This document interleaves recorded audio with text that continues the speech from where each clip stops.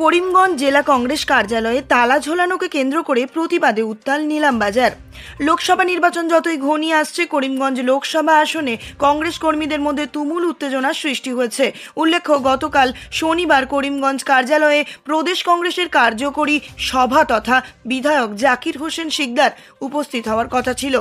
এতে জেলার বিভিন্ন স্থানের কংগ্রেস কর্মীরা ইন্দিরা ভবনে উপস্থিত হয়ে জানতে পারেন বিধায়ক জাকিরের সভা বাতিল করা হয়েছে।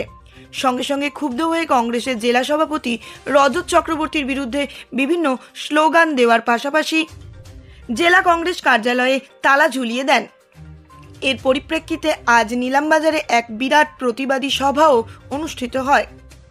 এতে করিমগঞ্জ জেলা কংগ্রেসের উপসভাপতি কবির আহমেদ বক্তব্য রাখতে গিয়ে বলেন, কংগ্রেস কর্মীরা কোনো ধরনের তালা ঝোলানো বা উত্তেজনা সৃষ্টি করেনি। এটা সম্পূর্ণ মিথ্যা গুজব রটাচ্ছে বিরোধীরা।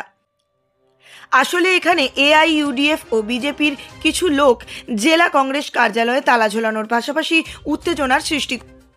এসব ঘটনার পিছনে উত্তর করিমগঞ্জের বিধায়ক কমলাক্ষের হাতও রয়েছে বলে মনে করেন তিনি। এমনকি হাইলাকান্দি ও করিমগঞ্জ জেলা কংগ্রেস সভাপতিরা সাধারণত জনগণের মতামত নিয়ে হাফিজ রশিদ আহমেদ চৌধুরীর পক্ষে পত্র প্রেরণ করেছেন। এটা অত্যন্ত ভালো কাজ করেছেন, যার ফলে আইনজীবী হাফিজ রশিদের টিকিট প্রায় নিশ্চিত হয়ে গেছে এবং নির্বাচনে জয়ী হওয়া শুধু সময়ের অপেক্ষা মাত্র। তাই এসব পরিস্থিতি বিজেপি ও এআইইউডিএফ এর নেতৃত্ব সহ্য না করতে পেরে জেলা কংগ্রেস সভাপতি রজত চক্রবর্তীর বিরুদ্ধে মিথ্যা অপপ্রচার শুরু করেছে, যাহা অত্যন্ত নিন্দনীয় ঘটনা। আইনজীবী মমতাজ বেগম গোটা ঘটনাকে পরিকল্পিত নাটক বলে মন্তব্য করেন। তবে ঘটনার সঙ্গে জড়িতদের চিহ্নিত করে আইনি ব্যবস্থা নেওয়ার দাবি জানানোর পাশাপাশি আগামী লোকসভা নির্বাচনে জনগণ উপযুক্ত বিচার করার আহ্বান জানান। এদিনের প্রতিবাদী সভায় অন্যান্যদের মধ্যে উপস্থিত ছিলেন প্রাক্তন জেলা পরিষদ সদস্য শঙ্কর মালাকার, গান্ধাই জেলা পরিষদের প্রাক্তন সদস্য আব্দুর রৌফ, আব্দুর মতিন, জাইদুল ইসলাম প্রমুখেরা। দেখুন, স্বাধীনতা ৭৭ বছর পরে আমাদের একটা সৌভাগ্য যে আমাদের করিমগঞ্জ লোকসভা আসনটা উন্মুক্ত হয়েছে, এবং আরও বড় সৌভাগ্য যে উত্তর পূর্বাঞ্চলের অন্যতম ব্যক্তিত্ব আইনজীবী হাফিজ রশিদ আহমেদ চৌধুরী সাহেব কংগ্রেসে যোগদান করছেন এবং পর মুহূর্তে কংগ্রেসের প্রার্থিত্ব এসেছে। যেই দিন থেকে হাফিজ রশিদ সাহেব কংগ্রেসের প্রার্থিত্বর জন্য আবেদন করছেন, সেই দিন থেকে বিরোধী দলগুলা বুঝি লইছে যে এই করিমগঞ্জ লোকসভা আসনটা এবার কংগ্রেসের জয় একদম নিশ্চিত।